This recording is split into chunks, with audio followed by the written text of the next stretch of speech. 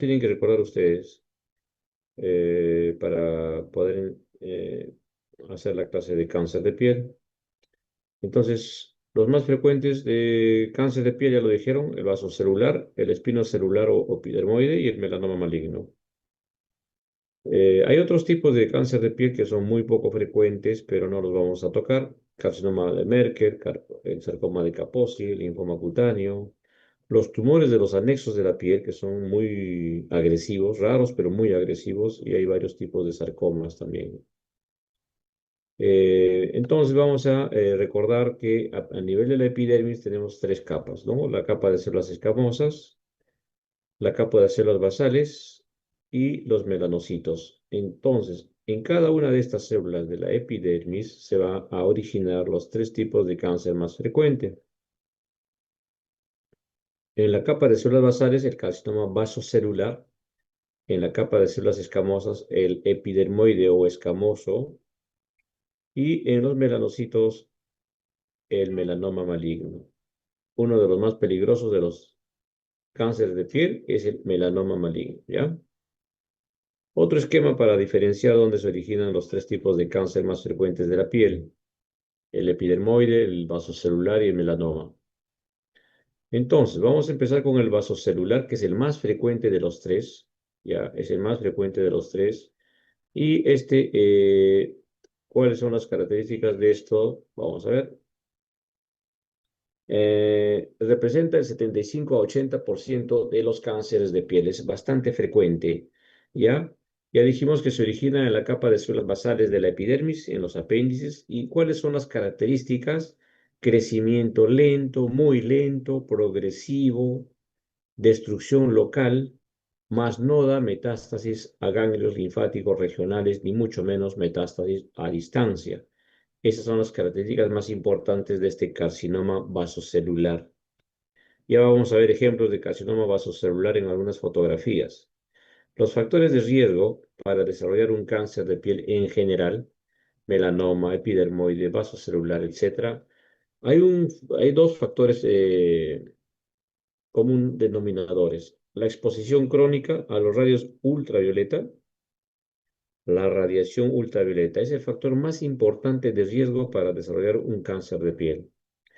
Además, las personas de piel clara, los blancones, ¿no? Los rubios, colorados, tienen mucho más propensión a desarrollar cáncer de piel porque tienen poco pigmento, ¿ya? Ahora, cuanto la frecuencia y la intensidad, cuanto más veces y más intenso sea cada exposición, esto va a ir aumentando el riesgo de desarrollar cáncer de piel porque la radiación es acumulativa. Ya, eso es importante. La edad, bueno, también porque a veces es generalmente es a partir de los 40 para adelante ya se empiezan a presentar lesiones en la piel después de estar expuestos durante la adolescencia, la juventud, y a los 40 empieza a desarrollarse cáncer de piel. Pero se ha visto cáncer de piel en menores de edad. Son casos genéticos muy raros. ¿Ya? Localización de este cáncer, el 70% en la cara y en la cabeza, o sea, en las áreas más expuestas a las radiaciones, al sol. En el tronco un 15% y también se ha presentado en genitales, vasos celulares, o sea, en zonas que no están expuestas a las radiaciones ultravioleta, que son muy, muy raros, muy poco frecuentes, pero existen casos reportados. Como toda patología, hay diferentes tipos de cáncer vasocelular. A su vez, ¿ya? Hay varios tipos de vasocelular, uno menos agresivo que los otros, y cada una de ellas se va a caracterizar por su forma de presentación, las características clínicas, su apariencia, su agresividad y etcétera, ¿no? Por ejemplo, uno de los tipos de cáncer de vasocelular de piel, que es el morfeiforme, es uno de los vasos celulares más agresivos dentro de esta clasificación. Entonces tenemos el vaso celular de tipo nodular, como este ejemplo. El vaso celular de tipo nodular tiene estas características. 60% de los casos se presentan en la cara y tienen una formación pues como un nódulo, como su mismo nombre lo dice, ¿no? formación nodular con telangiectasia de tipo rosácea, todas las características clínicas que ustedes puedan describir al hacer la inspección de estas lesiones, que muchas veces se confunden con lunares comunes y corrientes, con nevus, pero que resultan siendo cáncer de piel. Acá hay otro ejemplo de un vasocelular nodular en la región geniana de la cara. La misma característica, ¿no? Una apariencia del nódulo, de bordes aparentemente definidos, con telangiectasias en su interior, medio traslúcido, ¿no? Medio aperlada. Esas son la descripción clínica de estas lesiones. También hay nodulares, vasocelulares nodulares pigmentados, como estos ejemplos. Acá hay una lesión nodular pigmentada, oscura, o una lesión satelital a su costado, en la región nasolabial. Y acá hay una lesión nodularia, pero con necrosis tumoral. Entonces, como ven, son diferentes formas de presentación del vaso celular nodular. No hay una sola forma, ¿no? Este es un vaso nodular con necrosis tumoral. Esta es una lesión vasocelular nodular, por ejemplo, de tipo infiltrativo ulcerativo, que está destruyendo el lóbulo del pabellón auricular. Como ven ustedes, son personas mayores generalmente. ¿Ya? Entonces, hay diferentes formas de presentación. El otro vasocelular es este que se llama superficial. 30% de los casos, como este ejemplo, en una persona mayor, masculina, son lesiones de tipo eritematosa, descamativa, que ocasiona a veces prurito, ¿no? Y aparentan ser como lesiones cicatriciales antiguas, ¿ya? A la palpación es una zona indurada, irregular, de bordes difusos, ¿no? Entonces, estas son las características de un vaso celular de tipo superficial. Es más frecuente en los hombres y mayor frecuencia a nivel del tronco. Acá tenemos otros ejemplos de un vaso celular superficial pigmentado, por ejemplo. Vaso celular superficial pigmentado, que son lesiones puntiformes, pigmentadas, con áreas despigmentadas, en este caso a nivel de la piel cabelluda, de bordes irregulares, difusos. O sea, lo que nosotros hacemos es la descripción de las características clínicas de estas lesiones. Otro vasocelular superficial de tipo descamativo, pigmentado, descamativo, ¿no? Entonces, diferentes formas de presentación del vaso celular. El morfeiforme o esclerosante representa el 5 al 10% de los casos y esta es una de las formas más agresivas de carcinoma vasocelular. ¿Por qué razón? Porque una vez que se le reseca con bordes o márgenes libres alrededor y en profundidad, tienden a recidivar, tienden a volver a aparecer en el mismo lecho quirúrgico incluso. A pesar que la anatomía patológica te ha emitido un informe de bordes libres, sin embargo, al año, 2 años pueden recidivar. Eh, no hay hay una probable infiltración neoplásica alrededor de la lesión, pero en forma que no lo... A ver, como si fuese una metástasis corta, ¿no? Una metástasis corta alrededor. Entonces son también como lesiones cicatriciales, con induraciones en su interior, de bordes irregulares, induradas a la palpación. Estos son los morfeiformes. Ejemplos de vasocelular, ¿no? Un vasocelular de tipo pigmentado que está comprometiendo todo el párpado inferior en la señora. Y muchos de estos vasocelulares muchas veces infiltran la conjuntiva vulvar y la conjuntiva palpebral. Entonces, los pacientes terminan con lo que se llama exenteración de órbita porque el ojo se compromete con el vaso celular. Un morfeiforme pequeñito en la punta nasal, ins- eh, que si no lo operamos en su momento, terminan siendo lesiones grandes. ¿no? Y destruyendo la piel, el cartílago nasal, ulcerando toda la zona donde está la lesión. Una señora con múltiples vasos celulares en toda la cara y tronco también. Esto ya corresponde a un síndrome. ¿Cómo hacemos el diagnóstico de los cánceres vasocelulares, de los cánceres de piel en general? Clínico, o sea, las características que estamos describiendo en las lesiones. ¿No? Son lesiones sospechosas de cáncer de piel. Clínicamente ya se puede diferenciar de una lesión buena que de una mala. El dermatoscopio, hoy en día el dermatoscopio digital de ultra resolución, que magnifican las imágenes de las lesiones y pueden al dermatólogo llevar al diagnóstico clínico. Y por último, la biopsia quirúrgica, que significa tomar una muestra de la lesión de tipo incisional para poder hacer el estudio patológico. Y la biopsia excisional, retirar toda la lesión con márgenes libres, porque ya estamos sospechando de una lesión maligna, cuando las lesiones son pequeñas y ya no hay necesidad de hacer biopsias incisionales. Estas son fotografías de los vasos celulares con dermatoscopio de alta resolución. ¿Ok? Así se ven los vasos celulares con dermatoscopio de alta resolución.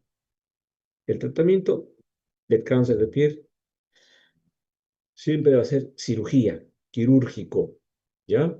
Hay que darle márgenes de seguridad alrededor de la lesión. Se aconseja, se recomienda 4 milímetros de margen de seguridad alrededor de la lesión, tanto en profundidad. En profundidad muchas veces tenemos que retirar con tejido celular subcutáneo, hasta el plano aponeurótico, hasta el plano muscular, dependiendo de la infiltración, del grado de infiltración del cáncer de piel en la zona donde ha aparecido. Acá con letras rojas hay una cirugía que se llama cirugía micrográfica de Mohs. Mohs es una técnica descrita por este autor, Mohs, donde en el intraoperatorio se mandan los márgenes del lecho quirúrgico, margen superior, margen inferior, margen medial y margen lateral, por ejemplo. Entonces, en el intraoperatorio, el patólogo estudia estos márgenes que a uno le manda después de haber hecho la resección del cáncer de piel y nos dice borde libre de la lesión. Entonces, estamos asegurando de que no estemos dejando células neoplásicas microscopias en este borde y de acá a un tiempo pueda volver a aparecer. O nos puede decir borde comprometido. Entonces, si el borde está comprometido, tenemos que ampliar el margen de la resección. Eso es la cirugía micrográfica de Mohs, ¿ya? Y eso es lo que se hace hoy en día, sobre todo en aquellas zonas donde dejamos dejar poco defecto estético, por ejemplo, párpados, nariz, cara, ¿no? Entonces hacemos la cirugía micrográfica de Mohs. Aseguramos de no dejar células microscópicas y evitamos hacer grandes defectos dando un margen más allá de lo necesario. Los dermatólogos usan en el vaso celular algunos métodos no quirúrgicos: la electrodesecación, la criocirugía, el interferón, el 5-fluoracilo, la terapia fotodinámica, los retinoides, el imiquimod, etcétera. Son métodos conservadores no quirúrgicos que usan los dermatólogos en algunas lesiones pequeñas. Esto son lesiones pequeñas. Cuando la lesión es grande, tipo 2-3 centímetros, pues ya viene la cirugía obligatoriamente. Entonces, pasamos al otro tipo de cáncer. Bueno, acá hay un ejemplo de un vaso celular que ha infiltrado el párpado inferior, ha infiltrado la conjuntiva vulvar del globo ocular y el señor ya está con el ojito perdido. Se le hace los márgenes de seguridad, se le hace una resección radical, incluyendo la órbita, todo el contenido orbitario izquierdo. Paciente en el postoperatorio inmediato. Al mes de haberlo extirpado el ojo y acá viene una prótesis somática, un ojito postizo, ¿ya? Esto para que vean que los carcinomas de piel pueden ser muy agresivos en algunos casos. El otro cáncer de piel en orden de frecuencia es el espinocelular o escamoso o epidermoide. Son sinónimos. 20% aproximadamente de los tres tipos de cáncer. Se origina en los queratinocitos, en la capa de células de queratinocitos, recuerden, y también en los anexos de la epidermis. Esto es 2 a 3 veces más frecuente en hombres que en mujeres y a partir de los 50 años para adelante en general, pero puede haber epidermoide en personas más jóvenes, 30 a 35 años. Hemos visto este tipo de cáncer. Los factores de riesgo son los mismos que el vaso celular y que el melanoma, exposición crónica a los rayos ultravioleta del sol, el abuso del empleo de las camas de bronceado en las mujeres. Las mujeres que les gusta andar bronceaditas, entonces se someten a las cámaras de bronceado y eso aumenta 2.5 veces el riesgo de desarrollar cáncer de piel. Las infecciones y las inflamaciones crónicas de la piel pueden degenerar en cáncer, las queratosis actínicas, menos frecuentes las cicatrices antiguas, las queilitis, las úlceras crónicas en la piel. Eso puede degenerar en células malignas.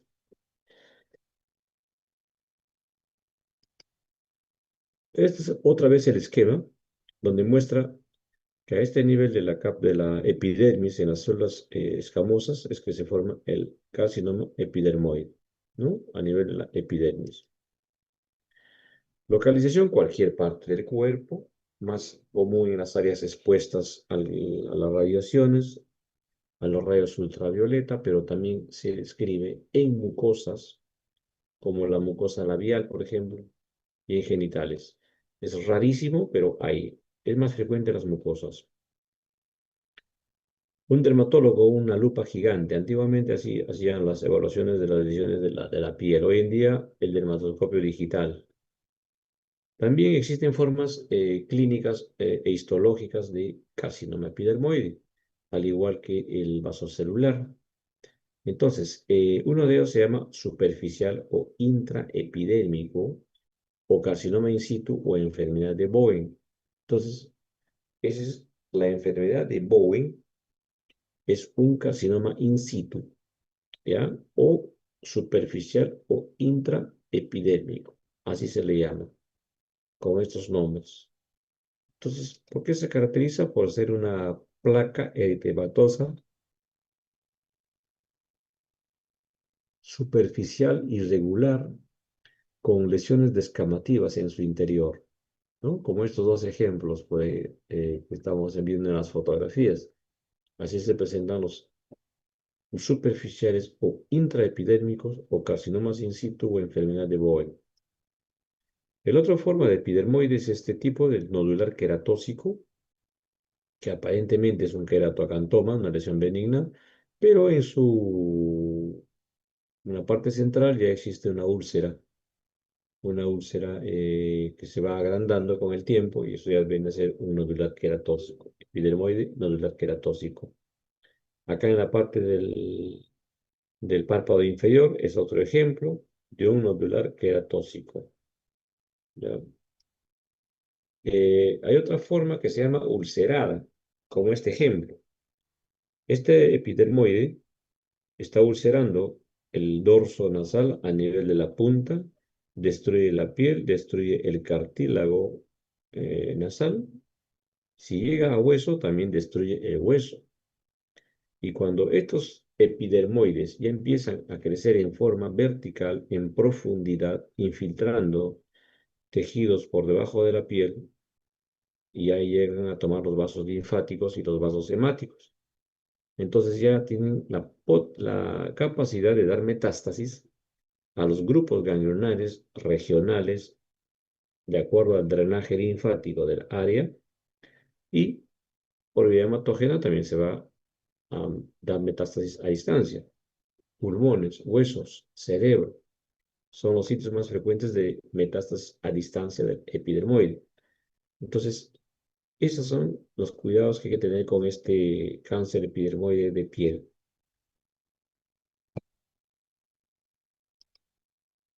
Hay otro tipo que se llama vegetante, como este ejemplo, crecimiento rápido, progresivo, necrotizante, sangrante, que puede comprometer no solamente piel, compromete macetero, compromete parótida, compromete hueso malar, puede atravesar la piel y llegar a la cavidad oral. Y estos tremendos tumores tienen la capacidad de dar metástasis a los grupos ganglionares del cuello, lo cual cambia el tratamiento, ¿no? Y el pronóstico. Entonces, estos son muy agresivos, muy agresivos. Ejemplos de epidermoides muy avanzados, con exposición de calota craneal en la parte occipital, a nivel temporal, con metástasis a los ganglios de la parótida del lado derecho y también a los ganglios del lado derecho del cuello. Entonces, son lesiones muy agresivas que pueden dar metástasis local, regional y a distancia. También hay epidermoide de mucosa de labio, como este par de ejemplos. Una lesión pequeña en la mucosa del labio y otra lesión muy grande en la mucosa del labio inferior. Entonces, estos también tienen una alta potencialidad de dar metástasis a distancia y a los grupos ganglionares, en este caso del cuello, a los grupos regionales del cuello y metástasis a distancia. Eh, Son en su mayoría de mayores de edad, viejitos, ¿no? Lesiones satelitales en la piel cabelluda, como lesiones satelitales de un epidermoide. Hay una diseminación linfática aquí, en toda esta área. Fotografías de unas imágenes, de unas dermatoscopios digitales. Así se ven los epidermoides con dermatoscopía digital. El tratamiento siempre es la cirugía. Se puede aplicar cirugía micrográfica de Mohs en algunas lesiones pequeñas, sobre todo en las áreas de la cara, ¿no? El curettage y la electrodesecación que usan los dermatólogos no está recomendado en estos casos. Los epidermoides son muy agresivos y si uno no reseca la lesión con márgenes de seguridad de aproximadamente 0,5 milímetros alrededor y en profundidad, pues tienden a recidivar, o sea, a volver a aparecer las lesiones. Y muchas veces ya con metástasis a los ganglios del cuello. En los casos grandes donde hay metástasis a los ganglios regionales del cuello, además de la cirugía del tumor primario y de la disección de los grupos ganglionares del cuello, se le da radioterapia complementaria en el primario y en el cuello. Y cuando hay metástasis a distancia y ya son irresecables, se les da quimioterapia paliativa. Por último, el melanoma. El melanoma es el tercer cáncer de piel en orden de frecuencia. Solamente representa el 4% de los cánceres de piel, pero es el más peligroso, ¿ya? Este cáncer es mortal en algunos casos, y eso tienen que saber ustedes, el melanoma maligno. ¿Dónde se origina? Aquí, en los melanocitos de la epidermis de la piel. Tienen capacidad de dar metástasis a los grupos ganglionares del cuello, a los grupos regionales, ¿no? Y metástasis a distancia. Hígado, pulmones, cerebro, huesos. Los melanomas son muy metastatizantes, ¿ya? Dan metástasis rápidas, sobre todo cuando ya han invadido los vasos linfáticos y hemáticos en profundidad. Los factores de riesgo son los mismos: piel blanca, exposición excesiva a rayos ultravioleta, Las camas de bronceado también están descritos para esto. Las personas blancas, rubias, coloradas, o que aquellos que tienen múltiples lunares, los lunarejos, múltiples pecas, ¿ya? Ellos son los que probablemente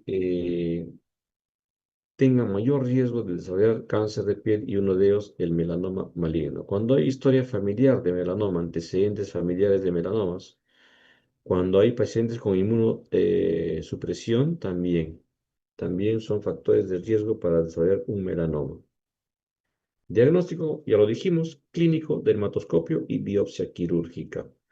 Localización, los melanomas se pueden localizar en cualquier parte del cuerpo, piel, mucosas, el tubo gastrointestinal, a nivel genitourinario, meninges. Vamos a ver algunos ejemplos. Cuando un lunar que presenta un paciente, se le puede hacer la evaluación aplicando el ABCDE, el acrónimo ABCDE. A, lesiones lunares asimétricos. B, de bordes irregulares o mal definidos. C, de un color heterogéneo, no uniforme. D, diámetro mayor a 6 milímetros. Y E, evolución que en el tiempo crecen de tamaño. Hay que sospechar de un melanoma maligno. Hay un signo del patito feo que describen los dermatólogos en los pacientes que tienen múltiples lunares o múltiples pecas.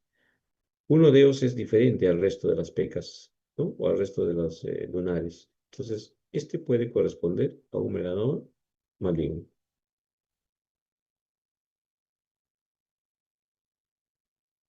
Vistas de un melanoma maligno con un dermatoscopio de alta resolución. Así se ve, ¿ya? Horribles son los melanomas. Formas de crecimiento o fases de crecimiento radial, o sea, en forma superficial, en forma radial, y fase vertical, en profundidad. Cuando invaden la dermis, los melanomas malignos ya tienen la capacidad de dar metástasis a grupos ganglionares y a distancia, porque a ese nivel ya se encuentran los vasos linfáticos y los vasos hemáticos.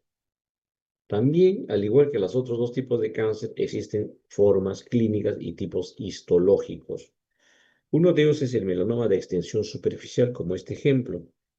70% de los melanomas corresponden a este tipo, melanoma de extensión superficial. Es más frecuente en jóvenes, tengan cuidado, más frecuente en jóvenes. Se puede localizar en cualquier parte del cuerpo, en las mujeres en las extremidades inferiores, en los hombres en el tronco, en la espalda. Y son lesiones pigmentadas, irregulares, con áreas de hiperpigmentación, ¿no? De bordes no definidos, difusos. Entonces, ustedes pueden describir lo que ven en las lesiones. Hay un tipo de melanoma que se llama melanoma nodular, que puede ser pigmentado, el más frecuente, y puede ser amelanótico, o sea, sin pigmento, en el 5% de los casos, como este ejemplo, un melanoma amelanótico nodular que está dentro del 5% de los casos. Y estos son muy agresivos, muy agresivos. Dan metástasis a distancia temprana, en forma temprana. ¿Ya? Entonces, estos son los melanomas nodulares que representan del 10 al 15% aproximadamente. Y este es el típico melanoma nodular pigmentado, ¿ya? Así se presentan los melanomas típicos clásicos, digamos, nodulares pigmentados. Hay otro que se llama léntigo maligno, como este ejemplo, que es una lesión media superficial y irregular, plana, como su nombre dice, léntigo maligno. 10 a 15% más o menos representa de los melanomas malignos. Entonces, ¿qué son? Lesiones pigmentadas, irregulares, planas, de bordes difusos. O sea, esto no es de los melanomas que rápidamente invaden en profundidad, son un poco superficiales. Hay otro léntigo maligno, otro ejemplo, en la comisura palpebral externa, que va comprometiendo el párpado superior también. Y también hay lesiones planas, planas que se les denomina melanoma amelanótico, o sea, sin pigmento. Nosotros normalmente las melanomas lo reconocemos porque son lesiones oscuras, ¿no? Negras, negruzcas. Pero en este caso no. Hay lesiones tanto nodulares como planas de tipo amelanótica, o sea, sin pigmento. También son bien agresivos. Son como máculas rosadas, media marrones, ¿no? De bordes mm, definidos, como placas, como máculas. Entonces, ustedes ven cuántas formas de presentación de cáncer de piel existe, ¿no? Diferentes formas clínicas. El melanoma acral lentiginoso, que es el que ataca a los dedos, a las palmas, plantas de los pies, a las zonas unguiales, subunguiales de los dedos de los pies, incluso de las manos, ¿ya? Por eso se llama melanoma acral. Son muy agresivos, dan metástasis a distancia muy rápida, pulmones, hígados, y entonces estos son altamente mortales. Los melanomas de mucosas, por ejemplo, acá tenemos un melanoma de mucosa del labio, lesiones pigmentadas difusas en el labio inferior, melanomas en la conjuntiva vulvar, en la conjuntiva palpebral, ¿ya? En la mucosa del paladar. Bien,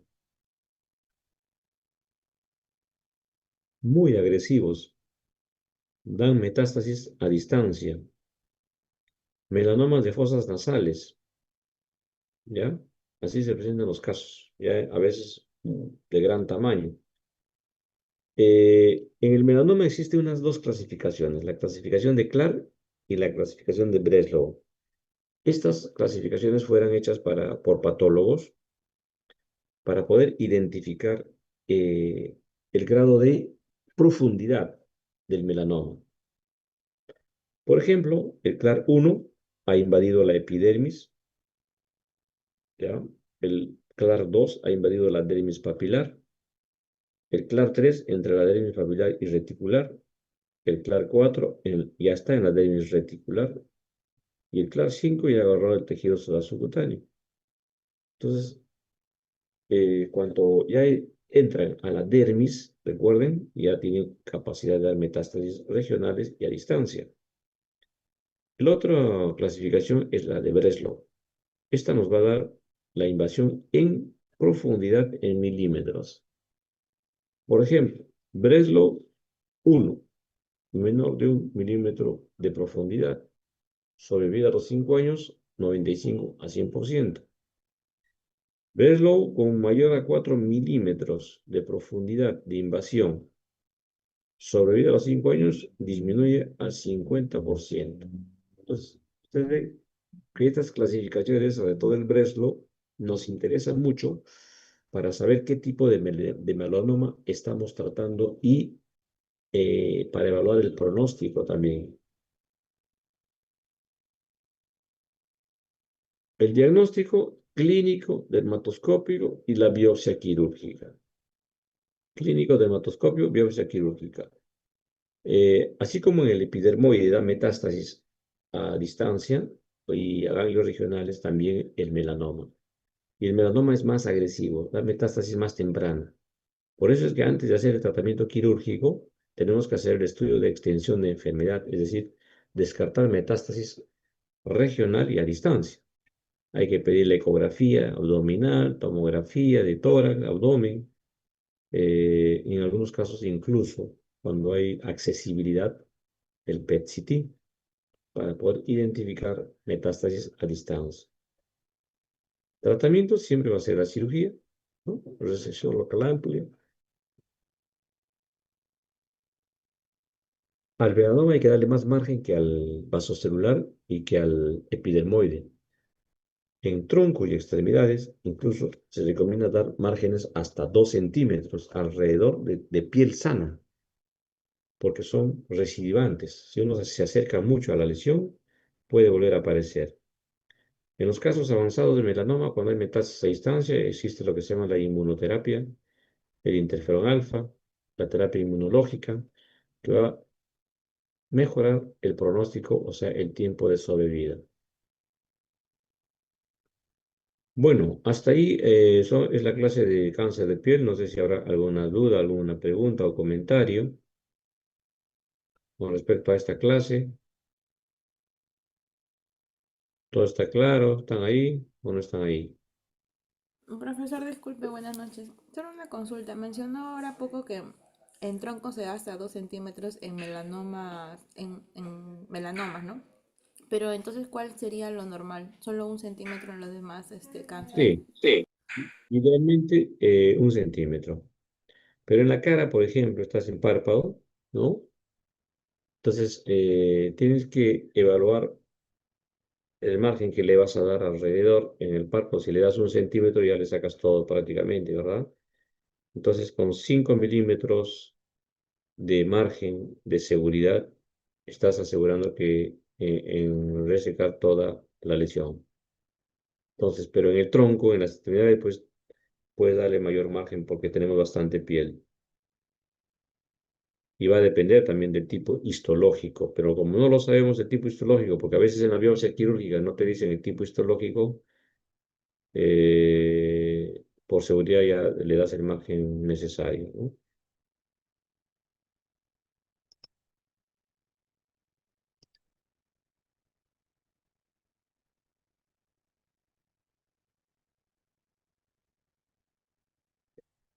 Bueno, vamos a continuar con la clase de esto, glándulas salivales, ¿está bien?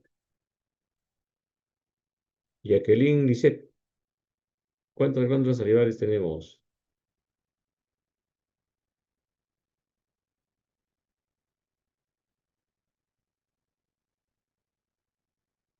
Jacqueline Lisset, ¿estás ahí?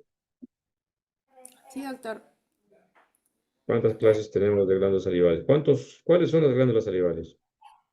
Tenemos la parótida, las glándulas salivales menores y más. Parótida, glándulas salivales menores y a ver, Dayana Espinosa, ¿cuáles son las glándulas salivales? Esas son preguntas de anatomía, ¿no? O de topografía. ¿Mm? Dayana Espinosa, ¿estás ahí? Te voy a tomar su leche, creo que Dayana, ¿eh? Gabriela Montesinos, Sí, doctor. Tenemos las glándulas salivares mayores que van a ser pues las parótidas, submandibulares y las sublinguales y bueno, también tenemos las glándulas salivares menores. muy bien. Ok, hay que preguntar para ver si están ahí atentos, están despiertas, porque a veces dejan prendida el aparatito y se van a tomar su leche. Ok, entonces igual que en igual que en la piel, hay que recordar la anatomía, la topografía de las glándulas salivales, este,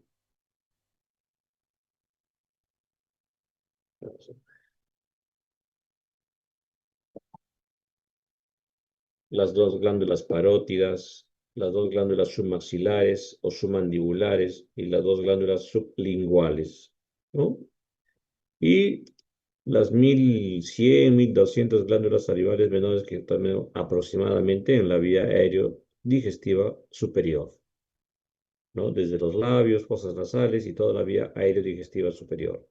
Significa que en cualquier ubicación de estos el paciente puede presentar un tumor de glándula salival. La histología es importante recordar también los tipos de células, los acinos, los conductivos, etcétera. Hablando de tumores de glándulas salivales, vamos a hablar de tumores benignos y malignos, pero los más importantes, los más frecuentes, porque como ven en la clasificación de la OMS, hay un sinnúmero de nombres de acuerdo a las características histológicas. 3 a 6% de todos los tumores de cabeza y cuello representan tumores de glándulas salivales. 8% en los niños, un poquito más. 65 a 80% de los tumores nacen en la parótida. En general, salivales, benignos, malignos. 8 a 10% en la submandibular y 15 a 20% en las glándulas salivales secundarias en promedio. Las cifras van a variar de región en región, de país en país, pero van a mantener esa frecuencia, ese orden. ¿Ya? En toda esta zona se pueden presentar los tumores de glándulas salivales menores, ¿no? Paladar, lengua, mejilla, fosas nasales, laringe, nasofaringe, etmoides, en toda la vía aérea digestiva superior. ¿Ok? Si nosotros vamos a la división de benignos y malignos, el 75 a 80% de tumores benignos se forman en la parótida y solo un 20% de malignos se forman en la parótida, mientras que en las salivales menores es a la inversa, 20% benignos y 80% malignos. O sea, hay más posibilidades de que un tumor en glándula salival menor sea maligno que benigno. Y en las submandibulares o submaxilares, un promedio del 50%. Como vuelvo a decir, estas cifras pueden variar de país en país, de región en región, pero se mantiene esa frecuencia, ese orden, es similar. Esta es la clasificación de los nombres que la OMS ha dictado en 2017 y todavía persiste hasta el momento. Malignos, hay un montón de nombres. Miren la lista del lado izquierdo y siguen el lado derecho un poquito. Y los benignos también son varios. Entonces, por las diferentes características clínicas e histológicas de cada tumor. Vamos a ver los tumores benignos. Primero la parte teórica, después la parte de clínica. O sea, vamos a ver fotografías. El adenoma pleomórfico, tumor mixto, y el tumor de Warthin o cistoadenolinfoma son los dos más frecuentes de tumores benignos, y esos son los que vamos a repasar. Los otros, como el oncocitoma, adenoma monogorfo, adenoma cerulosales, etc., son menos frecuentes. Entonces, ¿cómo se caracteriza el adenoma pleomórfico? Se forma en la parótida 70 a 85% aproximadamente, y en el lóbulo superficial de la parótida, sobre todo, principalmente. Recuerden que la parótida tiene dos lóbulos y a través de ellos atraviesa el tronco y las ramas del nervio facial, anatómicamente, ¿no? Entonces, en la submaxilar 5%, en la sublingual 0,1%, en las accesorias o menores 10%. Y la localización más frecuente de los tumores de glándulas salivales menores es en el paladar. 50% de los tumores de glándulas menores se forman en el paladar. ¿Ok? Crecimiento lento, predominio por el sexo femenino a partir de los 40 a 60 años, pero a cualquier edad se puede presentar este tumor. Pleomórfico, ¿por qué se le llama pleomórfico? Por su pleomorfismo. O sea, si nosotros vamos al estudio histológico, vamos a encontrar un sinnúmero de células epiteliales, mioepiteliales, mesenquimatosas, todas envueltas en una cápsula fibrosa o pseudofibrosa. ¿Ya? El 3 al 5% de estos tumores benignos tienden a malignizarse en el transcurso de 10, 15 a 20 años si no han sido tratados quirúrgicamente en su momento, sobre todo tumores grandes, 4 o 5 centímetros para arriba. Eso es una característica importante que hay que tenerlo en cuenta. El otro tumor benigno es el tumor de Warthin, llamado cistoadenoma linfoma, cistoadenoma papilar linfomatoso o adenolinfoma. El nombre nos hace sospechar en un linfoma, pero no es un linfoma. Es un tumor benigno, es quístico, se localiza en los polos inferiores de la parótida, o sea, por debajo del lóbulo auricular más o menos. Representa el 5 al 15% de todo el total de los tumores salivales. Es el segundo en orden de frecuencia después del adenoma pleomórfico y en la parótida se forma en el 10 al 15%. Este tumor de Warthin quístico es de parótida. No hemos visto tumores de Warthin en las submaxilares, en las sublinguales, menos en las glándulas salivales menores. Es prácticamente de la parótida. Puede ser unilateral y puede ser mucho menos frecuente bilateral. Entonces, cuando uno va a la histología, lo que observa es bastante cantidad de tejido linfoide con muchos folículos, por eso el nombre de cistoadenoma puberal linfomatoso, y eso hace confundir con los linfomas. Entonces, los patólogos tienen que hacer estudios de inmunohistoquímica para poder diferenciar de los linfomas. Características: crecimiento lento, asintomático, no ocasionan síntomas como vamos a ver. Los tumores malignos de parótida o de glándulas salivales son también muchos, muchos. Vamos a leer dos: el mucoepidermoide y el adenoide quístico o cilindroma, y los otros son mucho menos frecuentes. Adenocarcinoma, el carcinoma de células acinares, el tumor mixto maligno o exadenoma pleomórfico. Es el adenoma pleomórfico que se ha malignizado y se llama tumor mixto maligno o carcinoma exadenoma pleomórfico. Carcinoma de células escamosas es otro tipo, poco frecuente. Entonces, el mucoepidermoide es el cáncer más frecuente de glándulas salivales y sobre todo a nivel de la parótida. Representa el 25 a 35% de todos los tumores malignos de las glándulas salivales. Localización más frecuente, parótida; menos frecuente, submaxilar.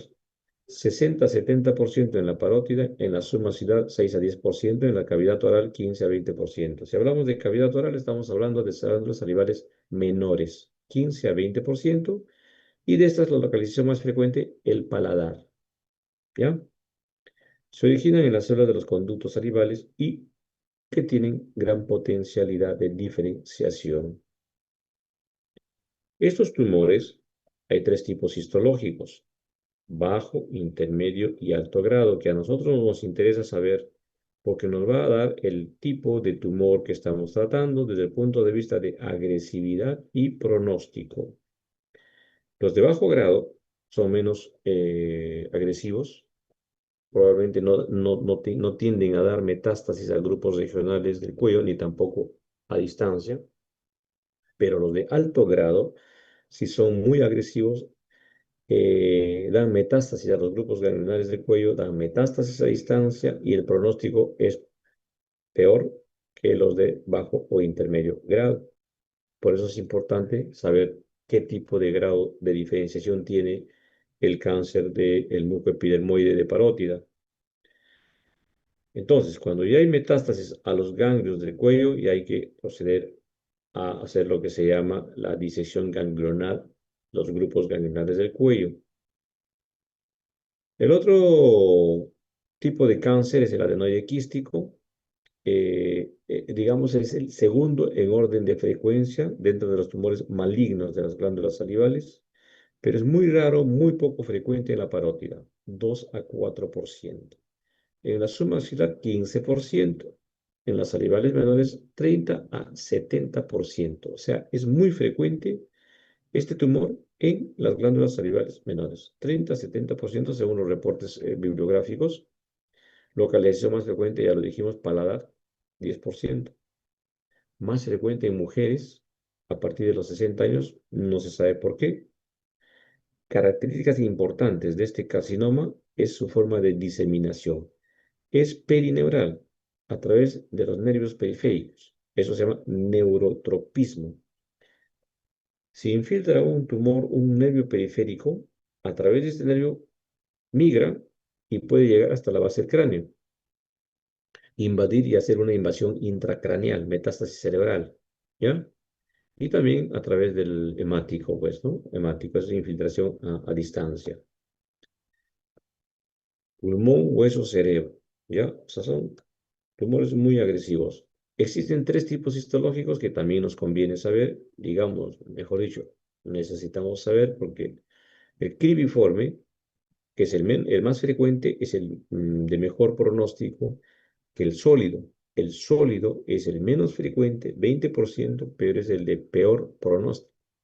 ¿Ya? Más frecuente el cribiforme, y de peor pronóstico el sólido. Eso tienen que saber. Cribiforme, tubular, sólido. El peor, sólido. El más frecuente, cribiforme y menos agresivo. El adenocarcinoma es otro tipo de tumor maligno, 4% nada más. Como ven, es poco frecuente entre la cuarta y novena década de la vida, pero puede presentarse también en personas más jóvenes. Puede originarse a partir de un adenoma de células basales, es decir, a partir de un tumor benigno, como una transformación maligna, o puede originarse en forma primaria. El 80% se localiza en la parótida, los adenocarcinomas. 80% parótida, 9% submandibular, 11% glándulas salivales menores. Diseminación linfática existe, metástasis a distancia en el 50% de los casos y diseminación hemática en el 30% de los casos. O sea, son muy agresivos estos adenocarcinomas. Y bueno, vamos a ver un poco de fotografías. Tumor benigno de parótida, un adenoma pleomórfico. Características asintomáticos, no causan ningún síntoma, solamente la presencia del tumor ahí, ¿ya? Y no infiltran el nervio facial. Recuerden que el nervio facial atraviesa el lóbulo superficial y profundo de la parótida. Estos tumores no infiltran el nervio facial. El tumor de Warthin se localiza en los polos inferiores de la parótida, generalmente masculinos, quísticos, tampoco dan síntomas. Hay diferentes formas de tamaño de presentación de los tumores de parótida, multilobulados, unilobulados. Los tumores malignos de parótida pueden infiltrar el nervio facial, el tronco y las ramas del nervio facial y originar una parálisis facial periférica, como este ejemplo. Crecimiento rápido, infiltran la piel. Crecimiento rápido, infiltran la piel. Los tumores de parótida. Difusos, sólidos, fijos a planos profundos, poco móviles. La piel se puede adherir al tumor de la piel, ocasionar parálisis facial. Algunos son pequeños pero muy agresivos, como este mucoepidermoide que está infiltrando la piel, ya está ulcerando la piel. Otros son difusos, sin bordes. Otros infiltran la piel, como este caso, y ocasionan parálisis facial. Acá tiene desviación de la comisura labial, la frente no se moviliza, el ojo no se cierra. Los tumores de glándula submandibular también son benignos, son asintomáticos, igual que las parótidas, pero solamente cambia la posición, la localización. Son de diferente tamaño, son de diferente forma, asintomáticos. Los tumores de glándula sublingual benignos, la sensación de tener un bulto en la cavidad oral, algo mecánico, pero la mucosa que cubre la glándula sublingual está indemne. Esa es una característica de los benignos. Esquemas para que recuerden la relación entre la sublingual y la submaxilar, los conductos, ¿no? La palpación bimanual de los tumores de glándulas sublinguales y submaxilares, una intraoral y otra por debajo del borde mandibular. Los mucoceles de glándulas sublinguales, denominados ránulas, ¿ven? Estos son los mucoceles de las glándulas sublinguales. Son tumores quísticos, llenos de saliva. Los tumores de glándulas menores, los mucoceles, estos son los mucoceles del labio inferior, es más frecuente en los niños, por ejemplo. Estos con el tiempo se pueden endurecer, se pueden fibrosar y formarse como tumores sólidos. Y hay que operarlos. Algunos remiten espontáneamente. Los tumores benignos de paladar no infiltran la mucosa que cubre el tumor. Estos son de glándulas salivales menores. ¿Ven? Puede adelgazar por presión el hueso del maxilar o el paladar, pero no por infiltración como si fuera un tumor maligno. Otro ejemplo de un tumor benigno de mucosa de paladar está entre paladar duro y paladar blando. Los tumores malignos, como este adenoide quístico de paladar, infiltra y ulcera la mucosa. Puede comprometer el hueso del paladar duro, el paladar blando, la arcada dentaria o este muco epidermoide del paladar que atravesó la línea media del paladar. Es todo compromiso del maxilar. Esto puede ascender y compromete la fosa nasal, compromete el seno maxilar, se mete a la órbita. El estudio con exámenes auxiliares son pues tres. Las imágenes, ecografía, tomografía y la resonancia magnética. La ecografía, examen rápido, menos costoso, nos da las características del tumor: quístico, sólido, mixto, encapsulado, pseudocápsula, ganglios, no ganglios, etc. Todas las características que el ecografista no puede describir de la parótida. La tomografía y la resonancia magnética nos sirve a nosotros para ver la localización, la extensión del tumor, el compromiso de otras estructuras en caso de ser tumores malignos, para poder planificar la cirugía. ¿Hasta dónde vamos a abarcar con la cirugía? Tomografía, resonancias magnéticas, importantísimo para hacer una evaluación preoperatoria. Esquema de los triángulos del cuello que tenemos que conocer cuando operamos estas áreas del cuello. El otro diagnóstico es el diagnóstico citológico, con la biopsia aspiración con aguja fina bajo guía ecográfica. ¿Eh? Eso es un diagnóstico citológico porque lo que se aspira son células y se hace el diagnóstico citológico. Tumor benigno, maligno, y muchos expertos nos pueden decir si es un adenoma pleomórfico, si es un adenoma quístico, y algunos no, ¿no? Existe esta pistolita de acero para poder adaptar la jeringa y hacer la punción. Tratamiento, la cirugía. Recuerden, todo tumor hay que operar mientras sea operable, mientras sea quirúrgico. Obviamente, a veces hay pacientes que vienen en estadios avanzados, ya no podemos operar. Pero para eso tenemos que recordar la topografía, anatomía de la parótida, su relación con el nervio facial, el No tronco. tengo que ser mal el hecho de cuidado. Daniela, ¿estás con el audio prendido?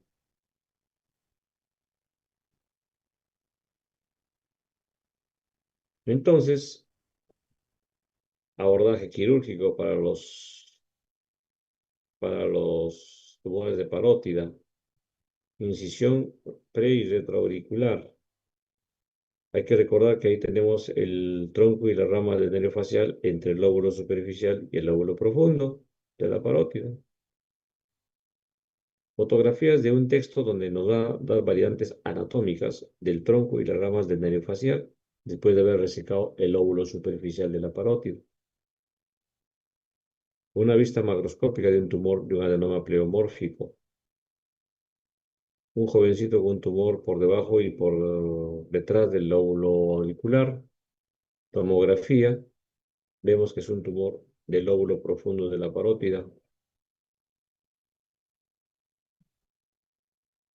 Abordaje quirúrgico. Identificación del tronco y las ramas del nervio facial para preservarlos. Tenemos que preservarlos. Resección del tumor. Y luego acá está el tronco y acá está la rama del nervio facial. Entonces tenemos que preservar eso porque si nosotros lo lesionamos, amanece con parálisis facial. Otra señora con un tumor grande, muy grande de parótida que se extiende hasta el cuello. En su caso es obligatorio las imágenes tomográficas y si podemos tomar una resonancia, tomamos resonancia. En el hospital no hay resonancia porque nunca hay nada. Y esto es todo este tumor, tomografía, es grande. Y acá este espacio, esta es la orofaringe, que está bien disminuida, ¿no? Esa es la orofaringe. Entonces, eso es lo que evaluamos con las imágenes. Uy, ya. Abordaje a grande también tenemos que hacer el abordaje, identificar el tronco facial, sus ramas, ¿ya?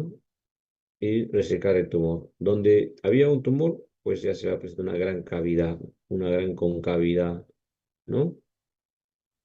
20 centímetros aproximadamente. Entonces, no hay secuelas de parálisis facial porque hemos respetado el nervio facial. Lo que sí vemos es esto, una concavidad ahí. En los niños también se presentan los tumores de parótida, miren. Un tumor grande también de parótida derecha. Igual, la misma técnica quirúrgica. Hay que ubicar el nervio facial, sus ramas. Es más difícil en los niños porque son más finitos sus nervios. Pero la idea es no dejarle ninguna secuela de parálisis facial. Los tumores de glándulas submaxilares también. El abordaje quirúrgico. Aquí también hay estructuras importantes que respetar. El nervio hipogloso, el nervio lingual. Recuerden que el nervio hipogloso inerva la movilidad de la lengua.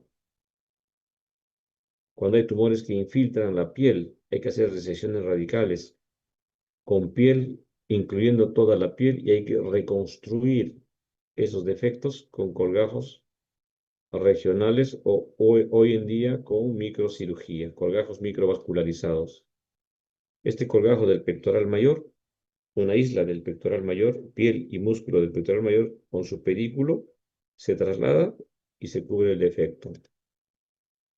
Los adenoides quísticos del paladar son muy agresivos, infiltran no solamente el hueso del paladar, sino también el maxilar, el seno maxilar. A veces se meten a la órbita.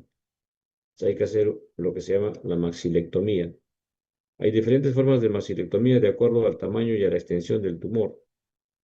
Todo lo que es morado son los tipos de maxilectomía que uno va a resecar. Abordaje quirúrgico. Hay que pintar los límites de la cirugía con el margen respectivo. Los pacientes quedan con grandes defectos de la cara, como esta señora. Mientras tanto, se le puede poner un obturador de acrílico que va a separar el seno, la cavidad seno nasosinusal de la cavidad oral. Pero hoy en día esto también se reconstruye con colgajos microvascularizados. Hoy en día, la pieza operatoria. Los tumores, como les decía, pueden ir desde la paladar, atravesar fosa nasal, seno maxilar, piso de órbita, pueden llegar hasta la región intracraneal. Cuando operamos estos tumores hay que darles radioterapia complementaria, en casos de tumores malignos obviamente, y en los casos que hay metástasis a distancia o inoperables y hace quimioterapia. Bueno, preguntas, comentarios con respecto a esta clase. Si no hay preguntas, está todo claro, yo me puedo ir tranquilo, pero a la vez preocupado. Doctor, disculpe, ¿la quimioterapia es solo en caso de tumor inoperable o también de repente después de una cirugía se puede dar quimioterapia, digamos, para prevenir que haya por ahí todavía algún tipo de células que puedan, células malignas, ¿no? Eh, Hoy en día existen protocolos, guías clínicas para el uso de quimioterapia complementaria o adyuvante post cirugía. Entonces va a depender también, en algunos casos, del grado de invasión tumoral. Y también cuando hay metástasis a los ganglios del cuello y se ha hecho una disección de los grupos ganglionares del cuello y vemos que en la patología que ha habido invasión extracapsular del ganglio o hay invasión de partes blandas del cuello tipo músculo esternocleidomastoideo, vena yugular interna, etc. Ahí los oncólogos evalúan y la posibilidad de dar quimioterapia complementaria para evitar justamente la recidiva posterior. Y si hay metástasis a distancia, ni hablar, hay que darle quimioterapia. Y también en los casos de inoperables de tipo paliativo hay que darles quimioterapia.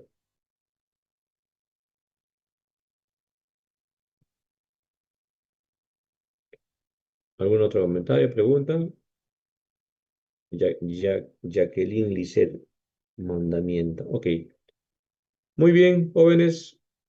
Espero que haya sido provechosas las clases. Estamos en huelga en el Seguro Social, pero mañana con el grupo vamos a tratar de recuperar algo. ¿Ya?